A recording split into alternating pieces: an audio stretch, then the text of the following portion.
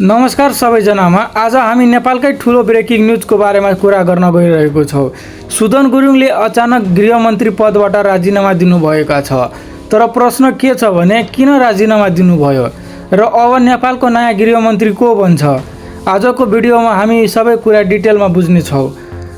News overview. Sudan Gurung जो हालसम्म नेपालको गृहमन्त्री हुनुहुन्थ्यो, उहाँले आफ्नो पदबाट राजीनामा दिनुभएको खबर सार्वजनिक भएका छ। यो खबर बाहिर आएपछि देशभरि नै पोलिटिकल डिस्कसन सुरु भएका छ। सोशल मिडियादेखि न्युज च्यानलसम्म सबै ठाउँमा यी विषय ट्रेन्डिङमा छ।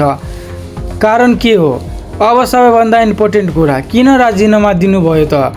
अफिसियल रूपमा क्लियर रिजन एनाउन्स नभए पनि सामान्यतः यस्तो सिचुएसनमा यी कारण हुन सक्छ। Number 1, political pressure. सरकारभित्र वा पार्टीभित्रको दबावले गर्दा यस्तो निर्णय आउन सक्छ। Point 2, internal conflict.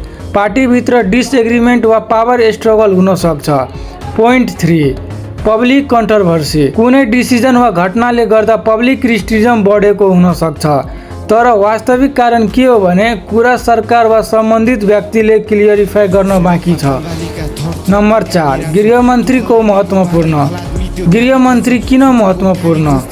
अब बुझौँ, गृहमन्त्री पद यति किन महत्त्वपूर्ण छ। गृहमन्त्रीको मुख्य जिम्मेवारी देशको ल र अर्डर मेन्टेन गर्नु हो, पुलिस प्रशासन नियन्त्रण गर्नु, इन्टरनल सेक्युरिटी म्यानेज गर्नु। त्यसैले यस्ता पद खाली हुनु भनेको देशको सेक्युरिटी सिस्टममा टेम्पोररी असर पर्न सक्छ।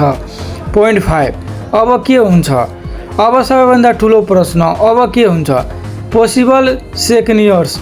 सरकारले छिटै नयाँ गृहमन्त्री एपोइन्टमेन्ट गर्नेछ। सेम रुलिङ पार्टीबाट नै अर्को लिडर आउन सम्भावना। पोलिटिकल नेगोसिएसन वा रेस सफल हुन सक्छ।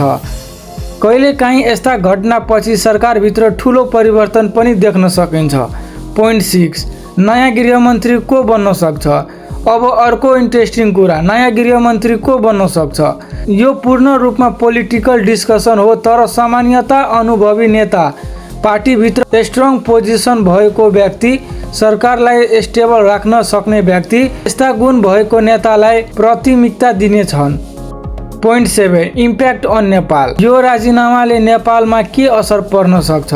सर्ट टर्ममा uncertainty, political discussion increase, government decision मेकिङमा इफेक्ट। तर लङ टर्ममा यो सिचुएसन स्टेबल हुन पनि सक्छ। कन्क्लुजन, अन्त्यमा भन्नुपर्दा सुदन गुरुङको राजीनामाले नेपाल राजनीतिको लागि एउटा महत्त्वपूर्ण घटना हो। अबको निर्णयले देशको फ्युचर डाइरेक्सन तय गर्नेछ। तपाईलाई के लाग्छ? अबको गृहमन्त्री को बन्नुपर्छ? कमेन्टमा भन्नुहोस्।